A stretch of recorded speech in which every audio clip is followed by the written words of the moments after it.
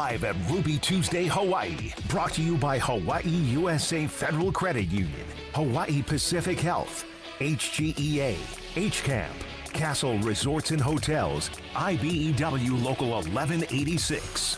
Aloha Termite and Pest Control, the Hawaii Building and Construction Trades Council, and Hawaiian Financial Federal Credit Union. And good evening, live from Ruby Tuesday here in Moanalua Shopping Center for our first Laura Beeman Show here before the end of the new year, because we're going to play the first game of the new year on January 1st when the Big West Conference really gets rolling, although two conference games has already occurred in the early part of December, but really everything starts to ramp up. We just had Christmas, and we're here with head coach Laura Beeman. And first of all, how was your Christmas? It was wonderful. I stayed here. Came home from Maui, and I just needed to take a deep breath. And so we decided to stay here and just enjoy the weather and our family and friends here. And it's been really nice, really relaxing. What is kind of the schedule for your team and your players, post Maui Classic? Mm-hmm. They're done with finals. There's a little bit of time off before you start kind of preparing for the game. What was kind of the schedule for everybody? We let them make that choice on their own, whatever they want to do. And so a couple of the girls left right from Maui, and they went either to New York for family and friends. One went to Florida. Some of the staff went to California and back to West Virginia. And then quite a few of the girls stayed here. And, we always open up our house if they want to come to the house and just open presents and be around the dogs and, have some fun. And then Daisha Stali, our graduate manager, her grandmother, they're just an amazing just family for these kids.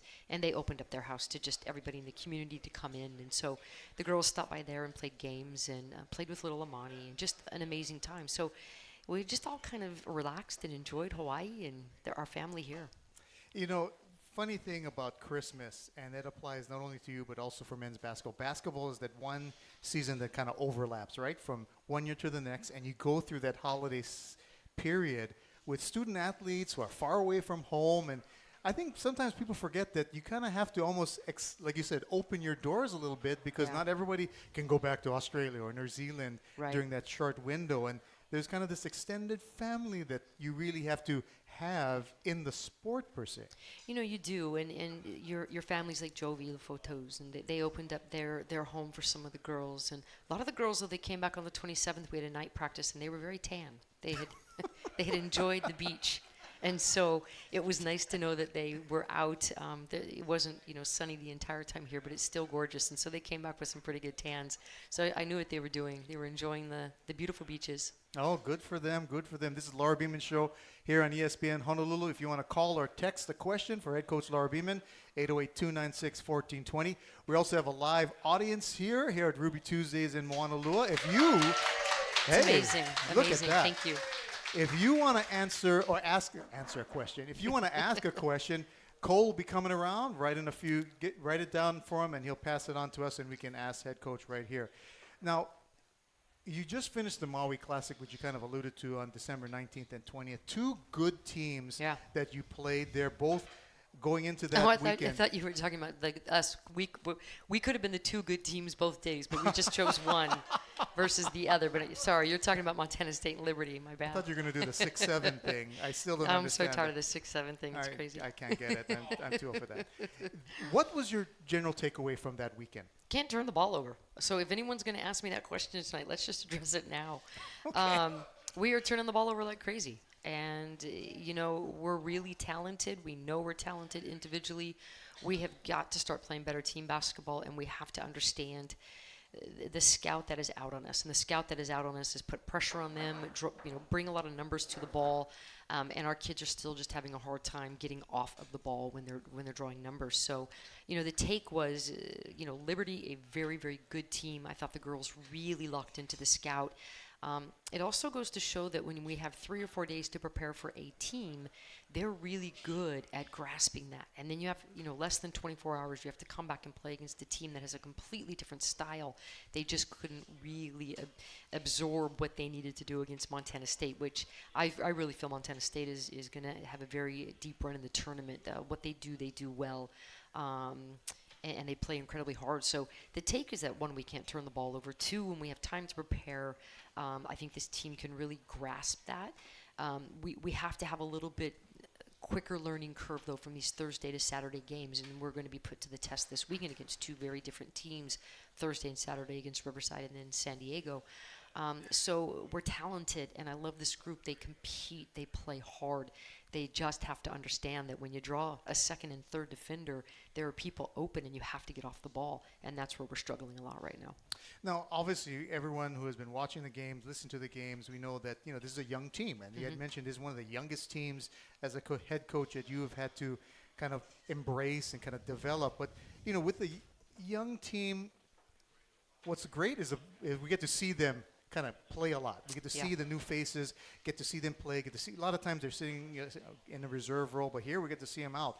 The added layer to that is part of that transition as a first-year player, either in college as a true freshman, or even the first-year player transferring from another school.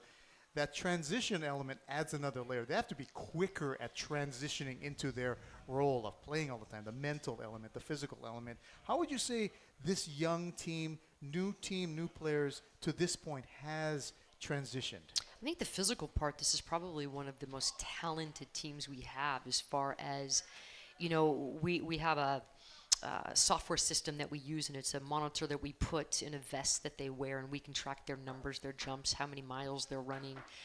It keeps them safe. It helps us return players after injury. I just think it's an amazing piece of software.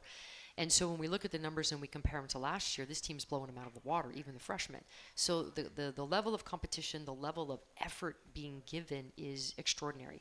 That is really fun. It's grasping concepts. It's grasping scouts. It's letting them know when you walk on the floor, someone knows what you do well and what you don't do well. And they have to be able to make those adjustments. And so, early on, there was a lot of buzz and a lot of excitement about, this team's going to be really good. And I agree. We just don't know when yet. And it's, I would rather have a team that's really, really talented like we have, and we're going to grow them. But that talent, when you meet an equally as talented senior, they have the experience factor that your freshmen don't have. And so that's what we're seeing a little bit. I'm truly confident in this team. Do they drive me crazy? Absolutely. But, you just have to kind of take it with a grain of salt. And it's my motto has been for years, forever, it's not where you start, it's where you finish. And if we're where we are now in March, then we have to look at ourselves as a coaching staff. I have to look at me and at myself and how have I not prepared this team? I don't think we'll be the same team in March as we are today. Are we going to win our conference? We were picked number 1. I think that's a tall task for this group. Again, confident. That's what we're fighting for. We've dug ourselves a hole, 0-2 already. But it's going to be a game at a time. And again, I will always put, and I say this liberally, I will put my money on us any day of the week. Not through the NC2A, but I'll put my money on us any day of the week. Oh, nowadays we can put money on anything. I know, right? Anywhere. NIL money, whatever we want to do. So put it on the table. Anyone can grab it. What would you say? By the way, again, we're at the Laura Beeman Show. If you want to call or text in a question, 808-296-1420. Live audience, if you have a question, raise your hand. Cole will come on over and he'll write it down for, and we'll get it answered here tonight. What would you say then, from game number 1 until now, that your team has made the biggest strides in terms of overall team development? Sarcastically, turnovers. We've done a great job of increasing those turnovers since game 1. I think that they really understand what they need to do, and I think at times they're as frustrated with themselves that, what they were able to do early on, they're not able to do that now, and that shows that people took us serious pretty quickly. I think the first 3 or 4 games of this season, there wasn't a huge scout on us. We started, I think, 3 freshmen, a red shirt freshman, and a sophomore. We didn't have Rattori and Amani on the floor. So the scout was very, very different, and a lot of people walked into us blind. And so I think that what teams have now is they know what to do with Bailey, and they know what to do with T and some of these other kids. And so this team is a little frustrated with their turnovers, but they are trying. And I know every day they step on the court, they don't want to have 7 or 8 turnovers apiece. They want to distribute the ball and do things right. And so I think that's what I've learned from this group from the first game till now is they're going to compete, they're going to bring energy, they're going to bring effort for the most part. I thought the Fullerton game, our effort was poor. There's a different reason I feel behind that. But I think this team has just continued to grow, and they're hungry. And it's really fun to see a lot of young kids show up every day wanting to get better.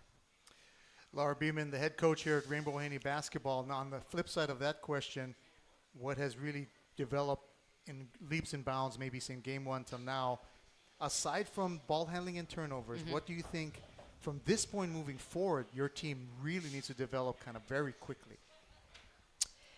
Ooh, I think it's just overall execution, adjustments. You get in a game and something that you're doing isn't working, and we'll have a timeout, we'll talk about it. And sometimes it takes 2 or 3 timeouts for them to make that adjustment. And then you can see the light click. You're in the huddle, and you'll say something like, hey, on this cut, you need to do this. And they're looking at you, and they're shaking, this. They're nodding their head, and you're like, I'm thinking in my head, they don't get it. They don't get it. Second timeout comes, and you say it again, and you see one kid go. And you're like, okay, she got it, but the other ones, nope, they don't get it. They don't. And by third timeout, it's... And then you see the execution and the adjustment. So it's making adjustments faster. It's being intentional on the basketball court, not just going out there and playing hard and running around, but being intentional with what they're trying to do. And that's something they still don't understand. But they'll get there. They will get there. It's part of the process, part of the development. Like you said, how you want to be in March, you want to be better than how you are now. And it's growing. It's getting much better. It's the Laura Beeman Show. We're going to take our first time out. We'll have some prizes to give away to the live audience. Again, 808-296-1420. If you want to call or text a question for head coach Laura Beeman, we are the Laura Beeman Show on ESPN Honolulu, live from Ruby Tuesdays. We'll be right back.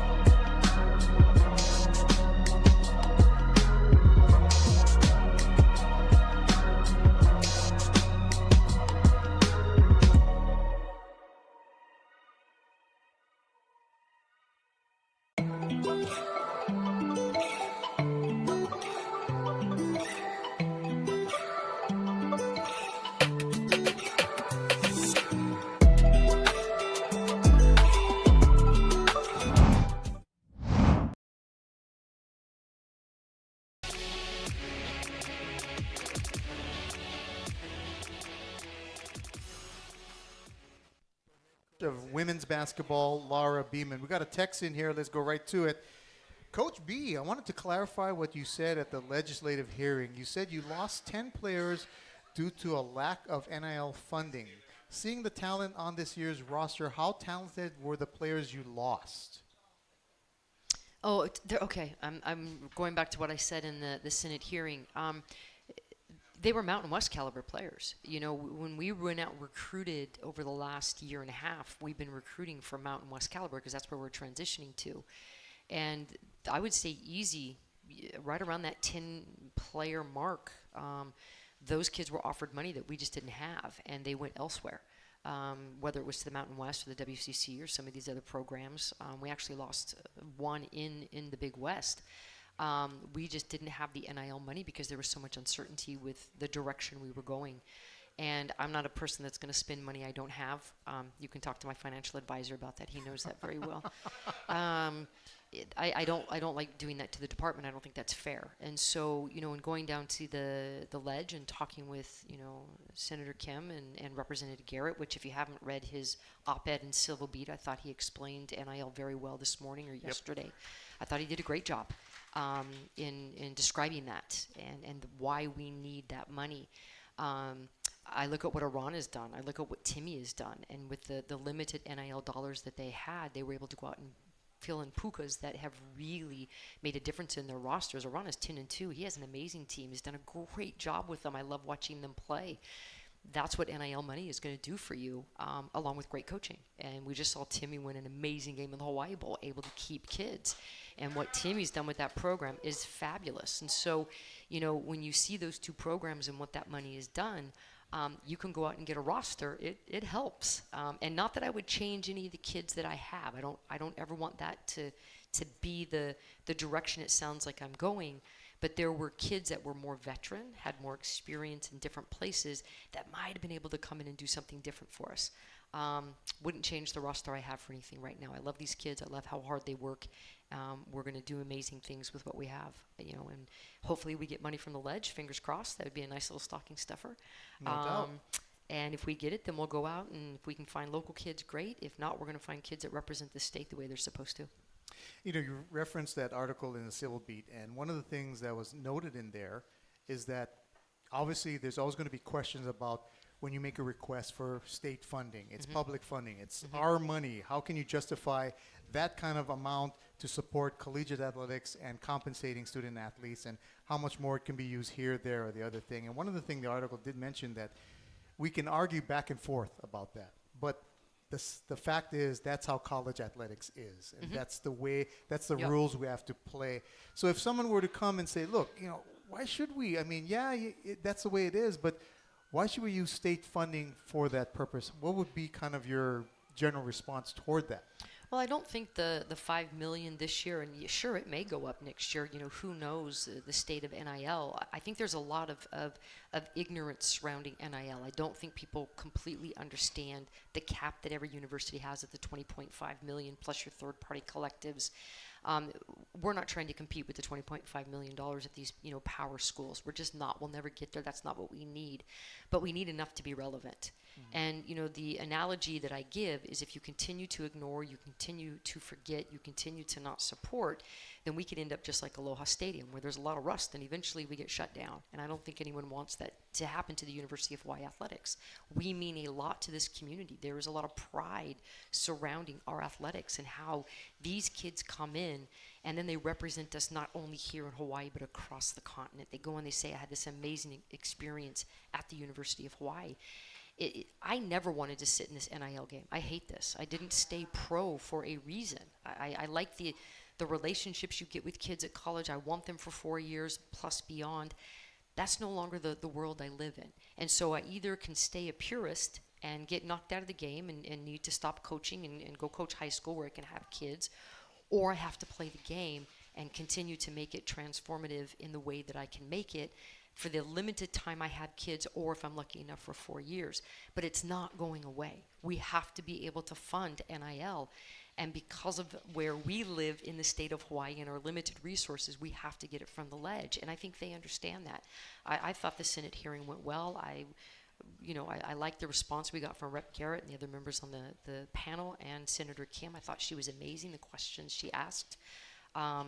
It's not the world we want to live in, but it is the world we are in. And so at this point, hopefully we get that money. We're going to steward that money very, very well. We're going to watch our resources very carefully. and then we can get in the game. And hopefully we keep these kids here because of the community and because of what the university and the state does. And once we get kids in, they don't want to leave. And that's the key for me, is when I get kids in and I have to pay them, I want them then to want to stay here for the right reasons, not just the money. Right. Head coach Laura Beeman here joining us, the Laura Beeman Show right here live on ESPN Honolulu. First of all, can I just say you articulate these concepts so well. You mentioned I dream about them, Dave. I wake up and I'm like, how do you explain NIL? And it's, we have homeless people, right? We have people that need food. And how do you say giving $5 million to athletics is a worthy cause? I think our ledge has separate buckets of money for things like this. You have the rail, you have sports, you have all of the social needs. There has to be different buckets, and I would have to think that $5 million isn't coming from food for people or housing for people. That's a different issue. It's a different budget, and so that's how I kind of explain to people too that I would never want to take food out of someone's mouth or their shelter away. That's not what we're about. I think we have the money in a different pot that we can do it and still bring the pride and the morale to this community that people want. People were walking around here buzzing after Timmy's win, were they not? I mean, everywhere you went, it was Hawaii Bowl. Look what they did and how amazing. That energy, I think, makes people want to spend a little bit more money, too. And I've said this before, but it's somewhere lost in the dune sea of history. But I remember reading a survey done, and I don't know who did it. Was it HTA? I'm not sure. That did an impacts study about the relevance of Hawaii athletics as it relates to the overall state community. And when Hawaii athletics is in a positive state, it affects the community in terms of self-esteem, business growth, all these other elements that you would find some data points on. And I'm trying to find it. It was several years ago. If anybody remembers anything of that nature, let me know, because then I can dig it up again. Yeah, there was a study done, and I can't remember if it was 2012 or after. I think it was pre-COVID, and they did do an economic impact study. Thank you so much for someone They else. They absolutely did. And they talked about the hotels and tourism and how much money. It's also how many people the state of University of Hawaii employs. Our tuition dollars go up, and how many athletes are paying tuition because we're not all fully funded. So there's a lot of things that go into the economy as well. And I know that Athletic Director Elliott is working on another economic impact study that's more recent to show these numbers more currently, so people can say, hey, there is a positive impact. When we're playing well, people are showing up to watch these bowl games.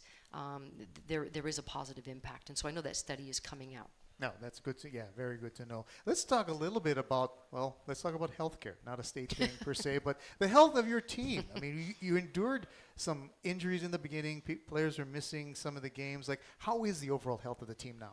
We're pretty good. I think we all returned on the 27th that night for an evening practice, and I think that was maybe the second or third practice we had as a full team since we started in July because of injuries or illness or personal reasons where kids had to leave and come back.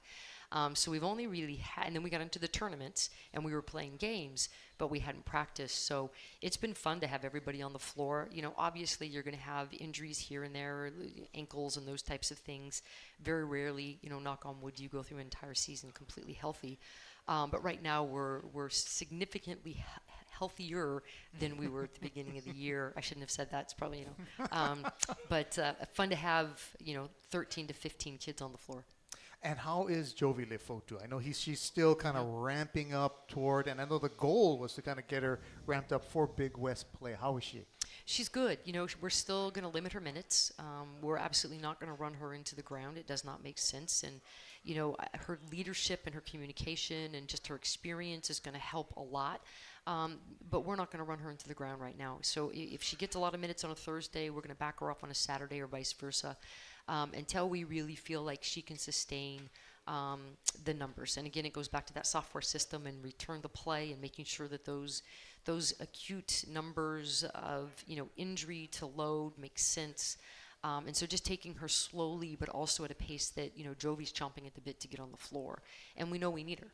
And so just being very realistic, very patient, very methodical in that decision making, but to have her back is incredibly enjoyable. She's such a mature young woman. She represents so well. She plays hard. She stays very level. It's been really, really fun to not just have her voice, but now to have her physically on the court with us. You had told me that she kind of brings a calmness on the floor. What do you mean by that? You can see certain players, then when they make mistakes, they get really high, they get really low, or they make a great play, and then they're just jumping up and down and flexing and all of this stuff. Jovi just kind of stays like this. She will get excited, and I absolutely love that, and she will be the first off the bench screaming for her teammates and high-fiving. But I have not seen the freshman Jovi, the pre-freshman Jovi, when she makes a mistake, it's play after play after play before you can bring her back. Haven't seen that. She's just very realistic and intentional with her decisions and with the Knicks play mentality that she's bringing to the court. I'm going to see her ramping up. Good to see that. We'll take another timeout. We'll be right back to Ruby Tuesdays Honolulu, the Laura Beeman Show right here on ESPN Honolulu.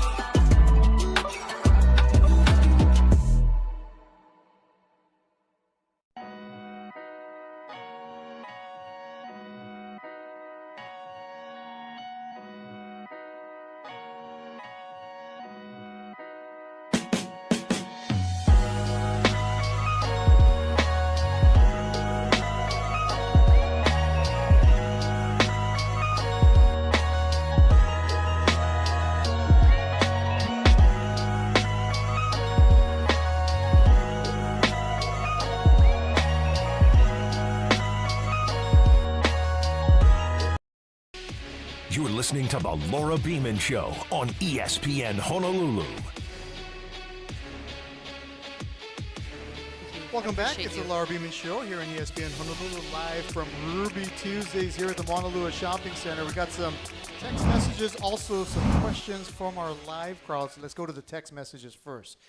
Are you at some disadvantage in recruiting mainland players versus the other Big West teams that have the in-state talent?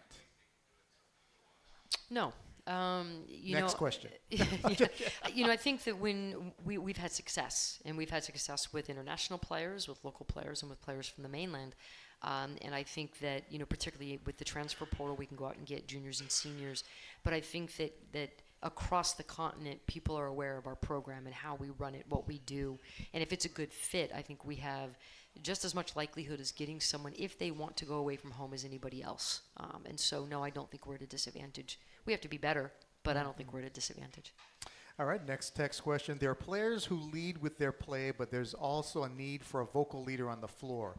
Who can that player be? That's a great question, and that's what we're working through right now is, you have your great players like the Bailey Flavels that are freshmen. You have Jovi's that, redshirt junior. You have an Amani Perez who's a senior.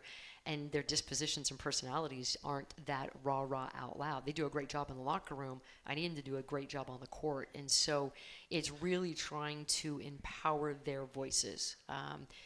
I've always been a believer that a player-led locker room is much more efficient than a coach-led locker room. And I think that transitions on to the court. And so right now, we're very much a coach-led team on the court, which is really difficult at times in crunch times to get kids to make decisions because they're looking at us all the time, and they just need to become empowered. They need to understand that they're great players and have the confidence in their decision making, and that's going to come with time. I know they weren't happy with the 2 losses in conference, and that kind of has jump-started some people to say, hey, enough is enough. And so unfortunately, losing may be the great motivator. I hope that doesn't happen, but sometimes it is. And so I'm looking for the Amani Perez and even the Izzy Forsyths and Sinai Neversons that are older, even though they haven't been in the program. They know how to play basketball. They know how to lead. And so we're just trying to continue to grow those voices. You mentioned, and we'll get to some other live questions here that are written down, but you mentioned Izzy Forsyth and Sinai Neverson. So it's kind of an interesting situation for them because they are first-year players here transferring in, but they're seniors. They've had playing experience, like you mentioned. But so they're kind of that in between. The freshmen may look at, you're a veteran, but you're new to this team, and so you're still understanding the culture. They're kind of in a, I don't know if you want to call it a tweener kind of state, if you will. A little bit, but I look at the Callan Spillers, and when McKenna came in, and those young ladies stepped right in and said, we're going to be leaders, and we want to be leaders, and they were in the same role as juniors and seniors coming in and saying, we want to lead this team to more championships. And so I think it's more personality than coming in as a senior and saying, I've got to get used to the culture. I think leadership is something that's really challenging. I don't think that you have to be born a leader. I think that you can grow those skills, but I think the desire to fail has to be there because leaders fail all the time, and not a lot of people want to fail. It's really difficult to fail and make the wrong choice. And so trying to cultivate that atmosphere and that environment, it is going to be okay if you make the wrong decision with the right intention. And we're just trying to develop that. So I think it's more leadership than coming in as a senior or a junior. You just got to want to fail a little bit to be a leader. Who, in your tenure as head coach here at University of Hawaii, do you feel was one of your best leaders of the team? I think Kalea Adolfo back in the day was amazing, and she backed it with her play, but she also backed it with just how confident she was in herself. And she's doing amazing things over in Molokai now, and seeing her grow is amazing. Shauna Kwehu, in her own way, was a great leader, more in her play than her voice. And then of recent, I'd have to say Callan Spiller. Callan Spiller is just a brilliant young woman. She does things the right way in the classroom, on the court, in the community. She's still here doing amazing things. But she was a leader who at times was not the most popular person on the team because she led with conviction. She led with her heart. And that's something that a lot of young women won't do because they're going to get pushback. And there were more days than not. Callan was crying. But she led with that conviction, and she was a huge part of our success while she played here. Which was great success, by the way, Absolutely, during that time when she was here. Okay, let's go to some questions from our live audience here. Referencing one of your freshmen here, Fiamma Serra, the 6'4" freshman out of La Spezia, Italy. I don't know why I have to throw in a little accent whenever I say where they come. Anything you can share about her? European ball versus American college basketball. I've not seen her play much yet. And the second question to that is, I see you coaching and talking to the team more than other years. That's great. Okay. A comment on that. Thank you. Yeah. Fiamma is an amazing young girl. She's playing behind Ratoria and Amani Perez and Sinai Neverson. She's playing behind 2 seniors and a national level player. She's getting amazing experience in practice. She is very aware of her limited playing time and why. She works incredibly hard in practice, and I think that young lady's enjoying her time in Hawaii. It's a long ways from home, and the culture's very different, but she has made friends outside of basketball, which is great to see. And I'll tell you, next year she will have the opportunity to be on the floor. She has soft touch. She has an incredibly high IQ. There's a bit of a language barrier, but when we're talking basketball, no barrier. She gets it immediately.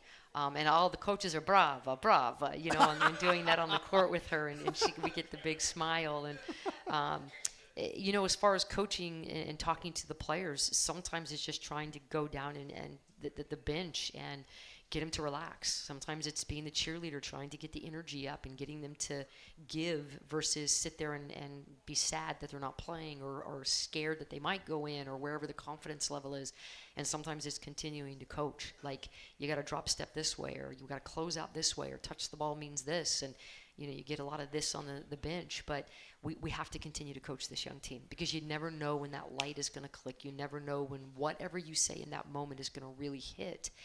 And that's the moment we're waiting for as a coaching staff, is some of the things that we're trying to teach to click so the execution continues to grow. So whoever said that or asked that question, thank you for noticing. We're trying. We're trying. You do know what you coach me as I do the radio broadcast on the sideline, right? I haven't hit the thing too many times yet. I'm trying not to punch the table. What you coach me is never make any comment while one of her players are at the free throw line. So I truly don't believe in that, but it's more funny. You're right there, and I made a comment, and I said, "Oh, so and so is 3 for 3 from the line," and she missed it, and she just turned and gave me the look. So to this day, I always just stay quiet. So all of you listen on the radio, if you hear silence at the free throw line, it's because of that. All right, another question here. On the point of coaching the very talented team but lacking experience, do you see yourself calling earlier or more timeouts? Probably should have called more earlier in the season, even if it's back-to-back after a 15 seconds, span. And so it's also been coaching myself up in that I don't have a veteran team and remembering that they can't play through certain situations. And so, that Davis game, I have to take that loss. I absolutely do. That was on me. I should have called it, burned my timeouts, even taken a technical if I had to get us to calm down. And I didn't. And that's on me. And I've told the team that I have to continue to grow, because you are a very different team, and what they need is different than what I've been used to. So, yeah, I will call early timeouts, on the bench. I've asked my assistant coaches if there's runs that are going on, that we are communicating those runs, and we get a timeout for momentum breaks, all of those different things. So I think as a coaching staff across the board, we're also learning with this young team. To your point, we've never been this young, and in the last 5 and 6 years, we've been incredibly veteran. And so what you did then, you can't do now. And calling more timeouts is something that I don't like to do, because our execution off the board is usually very good at the end of the game. But if I don't call timeouts with this team, we won't be in the position to need those timeouts for execution. So it's just wrapping my brain around that. Another question here from my live audience. We have a relatively tall team. Do you see having Imani and Ritoria on the court together more often, both for height and Imani's demonstrated experience? Yeah, absolutely. I don't think there's a lineup that is off the table for us. The problem isn't the offensive execution with Imani and Ritoria. It's how do they guard a 5'8" player that's playing a 4? And we could sit in a zone, but then we're asking to get popped by threes all night long, and that's not really where our strength is as a team. It's more aggressive, and our man-to-man defense in the past has been in the top of the country. Not that we won't go to zone, we will to break some things up. But playing Imani and Ritoria, it's not an offensive issue at times, it's more of a defensive issue. And we can't put them in positions where we have to switch them on to smaller guards, or they're having to play a forward that can take them off the dribble. We have to be really smart in how we're playing those lineups together. So you'll see differences where we go bigger lineups, smaller lineups. We have to make sure we're running the correct offenses. And then they have to be able to execute. If they're going to get a double team, they can't turn the ball over. They've got to be able to kick it out. Both Imani and Sanaya are able to put the ball on the floor and attack a little bit more than they've ever been able to. And that's something that you have to have in offense. You can't just keep pounding it inside when you're drawing double teams. Then you have to have shooting around. So there's just a lot of strategy that goes into when you have two bigs, but definitely not off the table, and people will probably see that lineup for sure. Message on our text line here. Coach, what team do you always look forward to playing? Part B of the question, which team do you want to beat the most in the Big West? Every team in the Big West. Every team. As far as who I enjoy playing the most, I think it comes down to coaching. I always love playing against San Diego because Heidi Vanderveer is an amazing woman. So I get an opportunity to stand on the sidelines and talk with her a little bit before the game. She does it the right way, how she coaches up her kids. And, Izzy Forsyth is a product of that program coming to us from San Diego. And you can just tell that for 3 years she was coached the right way. And so, love that. I always love going to Long Beach to beat them. That's where my family and friends are. So I get to see a lot of family and friends when we go to Long Beach. And there's a couple restaurants that I absolutely love to go to when I'm there. My old stomping grounds. But when it comes to beating people, I want to beat everybody in the Big West. And so we owe Fullerton and Davis when they come our way, that's for sure. Davis has always been kind of a pain in the butt every time it seems like. There's something about them that just irritates me. That coaching staff's been together for a long time. Continuity in coaching is huge at any level. And when you look at Davis, that coaching staff has been together for 12 plus years. I mean, they're husband and wife, and then they have an assistant coach that's been there for a long time. And so I think that's why Jen gets under everyone's skin, is because they come in with a great game plan, and they're always really difficult to beat. And she's another coach that does it the right way. We'll take our final time out and come back for our final segment. This is the Laura Beeman Show here on ESPN Honolulu, live from Ruby Tuesday in Moanalua Shopping Center.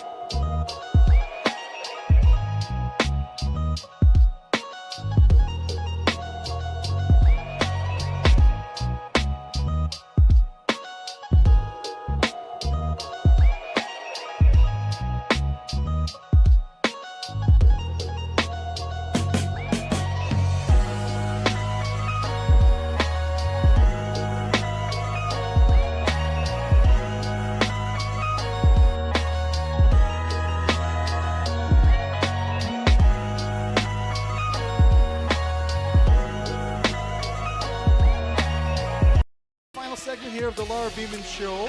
First of two scheduled.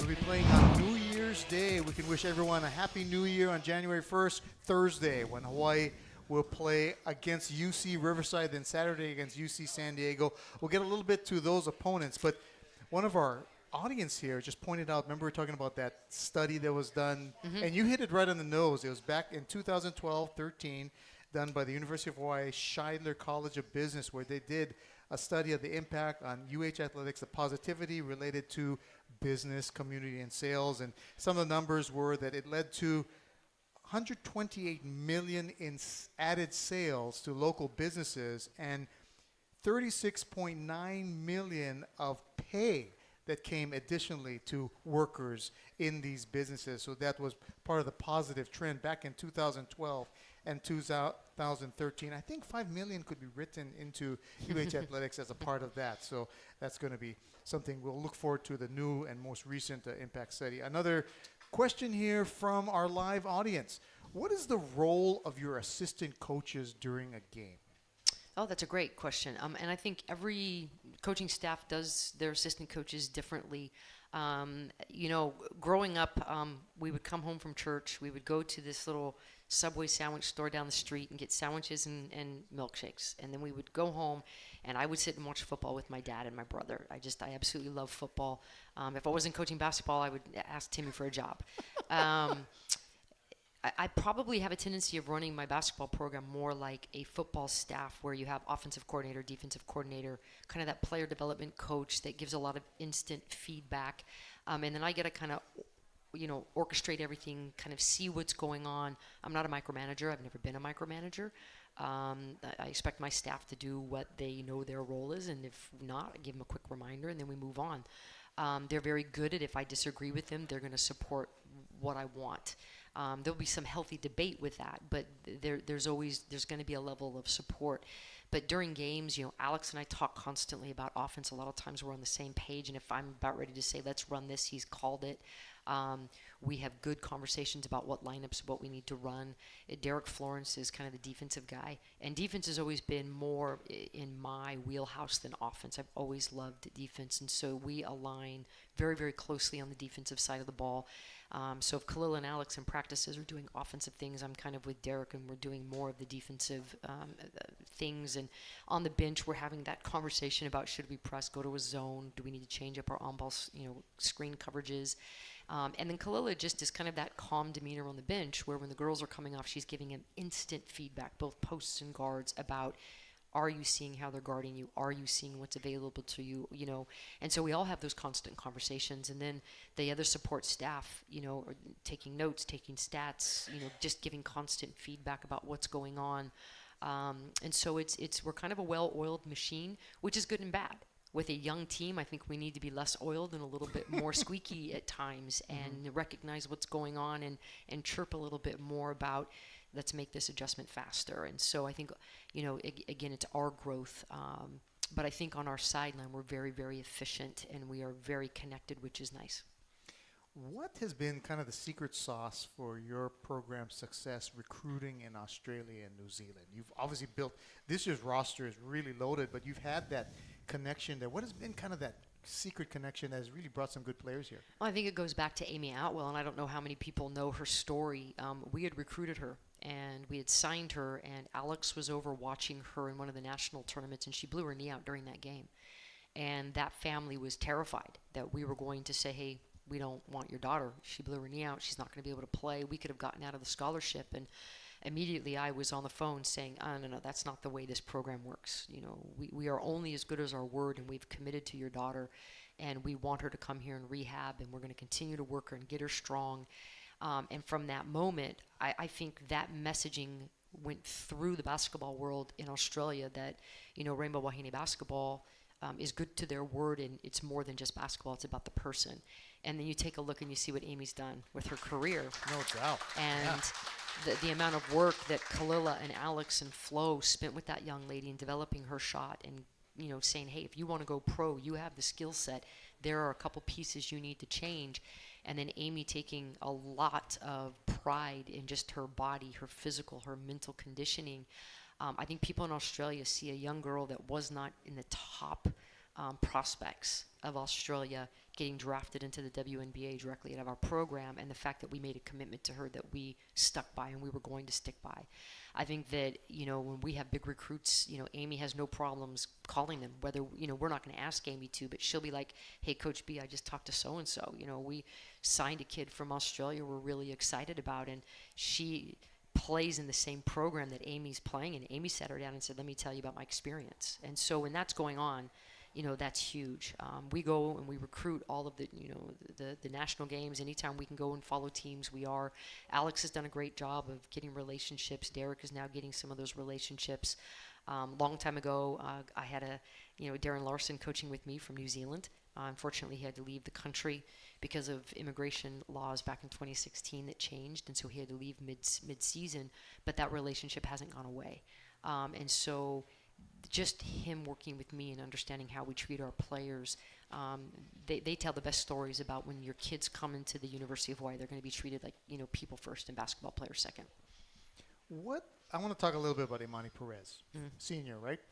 Great defensive player. We've seen her grow. What can we see, do you think we can see from her this season, fully healthy in her final year?